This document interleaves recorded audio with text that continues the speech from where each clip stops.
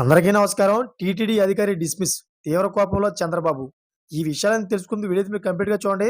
అప్పుడే మీకు complete information ఏంటో అర్థమవుతుంది. అదేవిధంగా చాలామంది వీడియో చూస్తున్నారు గానీ, సబ్స్క్రైబ్ చేసుకోవడం మాత్రం మర్చిపోతున్నారు. దయచేసి సబ్స్క్రైబ్ చేసుకోండి. సబ్స్క్రైబ్ చేసుకోవడం వల్ల నేను చేసే ప్రతి ఒక్క అప్డేట్ మీరు ముందుగానే పొందగలుగుతారు. అదేవిధంగా చాలామంది లైక్ చేయడం మర్చిపోతున్నారు. దయచేసి లైక్ చేయండి. లైక్ చేయడం వల్ల ఈ ఇన్ఫర్మేషన్ మనం చాలా మందికి రీచ్ అవుతాం.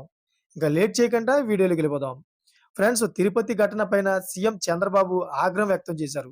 ఘటన పైన ఉన్నత స్థాయి సమీక్ష చేసిన ముఖ్యమంత్రి ఈ ఘటనకు కారణమైన వారిపై వెంటనే కేసులు నమోదు చేయాలని ఆదేశించారు. ఇప్పటికే 2 కేసులు నమోదు చేశామని అధికారులు తెలిపారు.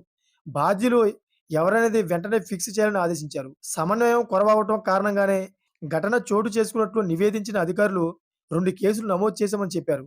అయితే ఈ ఘటనకు బాధ్యులైన అధికారులపై వేటు వేయాలని చంద్రబాబు ఆదేశించారు. తిరుపతికి చేరుకున్న చంద్రబాబు ఘటనా స్థలిని పరిశీలించనున్నారు. ఆ తర్వాత ఆసుపత్రిలో చికిత్స పొందుతున్న బాధితులను పరామర్శిస్తారు.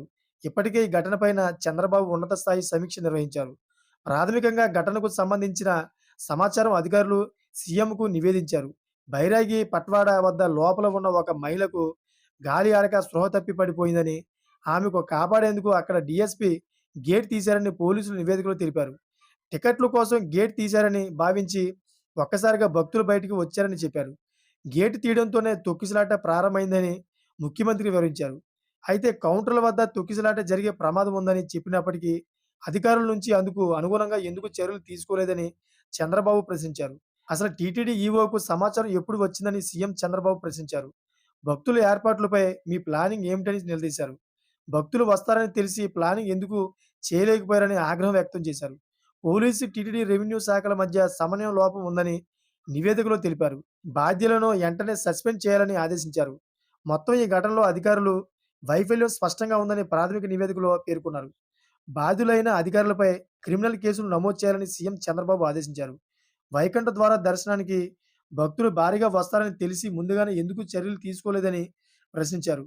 సీఎం చంద్రబాబు ఆదేశాలతో సాయంత్రం లోపు కొంతమంది అధికారులపై వేటు పడే అవకాశం ఉంది. ఇక డిప్యూటీ సీఎం పవన్ కళ్యాణ్, అదేవిధంగా మాజీ సీఎం జగన్, లోకేష్ సైతం తిరుపతికి వస్తున్నారు. బాధితులను పరామర్శించనున్నారు. ప్రభు ప్రభుత్వం ఎక్స్ గ్రేషియా ప్రకటించింది. కాగా టీటీడీ పైన పెద్ద ఎత్తున విమర్శలు వస్తున్నాయి. దీంతో ఈ సాయంత్రంలోగా టీటీడీ ముఖ్య అధికారిపై చర్యలు తీసుకునే అవకాశం ఉందని సమాచారం. చూసారా ఫ్రెండ్స్, ఇటువంటి లేటెస్ట్ అప్డేట్స్ కోసం ఛానెల్‌ని సబ్స్క్రైబ్ చేసుకోండి. గంట బెల్ ఆన్‌లో పెట్టుకోండి. నేను చేసే ప్రతి ఒక్క అప్డేట్ మీరు ముందుగానే పొందగలుగుతారు. అదేవిధంగా ఇప్పటి వరకు చూసిన ప్రతి ఒక్కరు కూడా థాంక్ ఫర్ వాచింగ్ ఫ్రెండ్స్.